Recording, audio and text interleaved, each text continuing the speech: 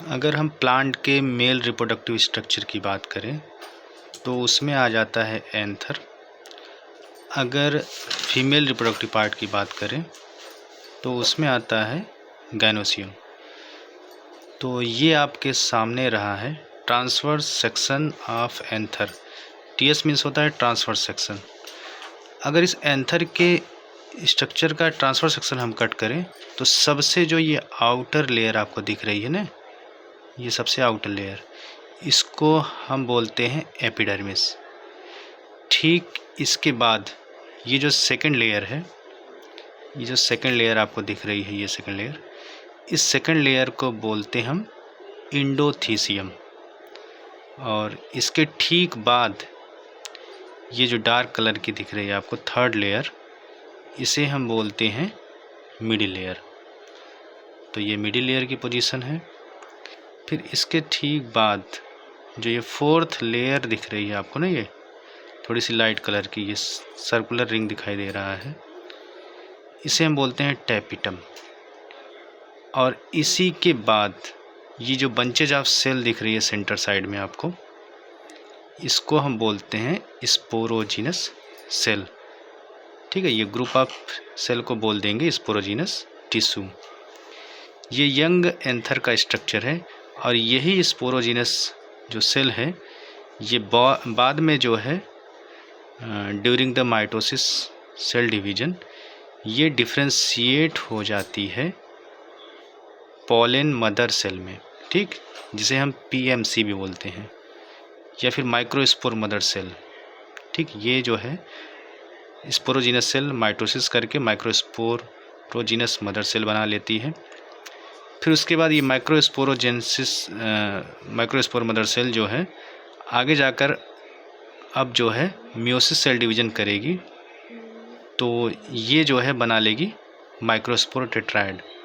और फिर माइक्रोस्पोर टेट्राइड वो सेपरेट होकर के माइक्रोस्पोर या पॉलन ग्रेन बना लेंगे। तो समझ में तो आ ही गया होगा।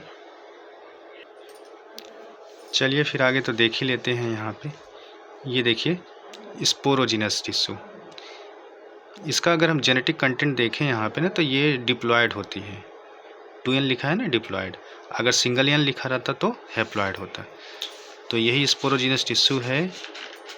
माइटोसिस सेल डिवीजन हुआ, तो माइटोसिस में आपको पता है कि 2n अगर जेनेटिक कंटेंट है मदर सेल का, तो इसकी जो डॉटर सेल होगी वो भी 2n डिप्लॉयड ही जेनेटिक कंटेंट की होगी।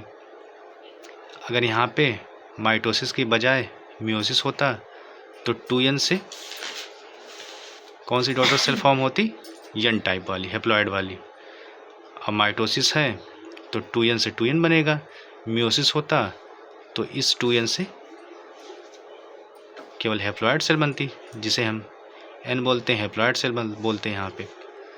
तो आगे देखो यहाँ पे क्या हुआ है, स्पोरोजीनस टिश्यू में क्या हुई है, माइटोसिस हुआ है, माइटोसिस सेल डिवीजन हुआ है। तो यहाँ पे सेल मॉडिफाई हुई है, डिफ्रेंशिएट हुई है और माइटोसिस सेल डिवीजन हुआ है। तो बहुत सारी जो है माइक्रोस्पोर मदर सेल का फॉर्मेशन कर लेंगी जो 2n जेनेटिक कंटेंट के हैं। फिर आगे जाकर ये माइक्रोस्पोर मदर सेल ये आगे जाकर के एक बार सिंगल टाइम्स में यहाँ पे मियोसिस सेल डिवीजन होगा, मियोसिस फर्स्ट, जिसमें ये जो है 2 न्यूक्लियाई में टूट जाएंगी। फिर उसके बाद अगेन फिर मियोसिस सेकंड होगी तो ये 4 में चेंज हो जाएगी। तो मियोसिस सेल डिवीजन जब कंप्लीट हो जाता है तो इसमें जो है सिंगल सेल से जो है 4 हैप्लॉयड सेल बनती है। सिंगल डिप्लॉयड सेल से 4 हैप्लॉयड सेल बनती है। देखो 4 हैप्लॉयड सेल आपको देखने को मिल रही है यहाँ पे। अभी जो ये चारों 4 हैप्लॉयड सेल है ना, ये आपस में एक दूसरे से यूनाइटेड है यहाँ पे। और ये जो यूनाइटेड है ना, यहाँ पे जो बीच ये जो मेम्ब्रेन का फॉर्मेशन हुआ है, ये अभी सेपरेट नहीं हुई है यहाँ से, क्योंकि यहाँ पे एक स्पेशल केमिकल होता है जो इसे आपस में यूनाइट किए हुए रहता है, जिस केमिकल को हम बोलते हैं कैलोस। तो होता क्या है कि टैपिटम से एक एंजाइम रिलीज होता है जिसे हम बोलते हैं कैलेज एंजाइम। और यही कैलेज एंजाइम क्या करता है, इस जो है इस जो है पॉलन टेट्राइड को क्या करता है, ये सेपरेट कर देता है।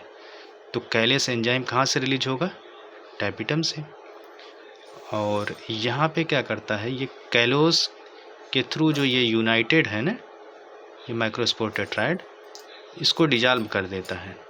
तो इसी कैलोस को डिजॉल्व कर देगा, तो जिसकी वजह से ये जो है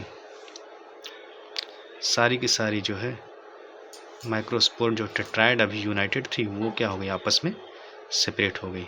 तो 4 यहाँ पे है, तो यहाँ पे 1 2 3 4 ये पॉलन ग्रेन का फॉर्मेशन हो जाएगा और ये सेपरेट हो जाएंगी। ठीक, यहाँ पे देखो 1 2 3 4 पॉलन ग्रेन जो कि हैप्लॉइड जेनेटिक कंटेंट की है। तो ये हैप्लॉइड है, ठीक, ये भी हैप्लॉइड है क्योंकि म्यूसिस के बाद आ रही है यहाँ पे। और एमएमसी की बात करें, माइक्रोस्पोर मदर सेल की बात करें, तो ये क्या है, ये डिप्लॉयड है। और ये किससे फॉर्म हुई है एमएमसी, ये फॉर्म हुई है स्पोरोजिनस टिश्यू से, जो क्या है, डिप्लॉयड है। और स्पोरोजिनस टिश्यू कहाँ पे मिल रहा है, तो वो हम देख रहे थे यहाँ पे। ये जो central bunches of group of cell है, ये क्या है, स्पोरोजिनस टिश्यू है।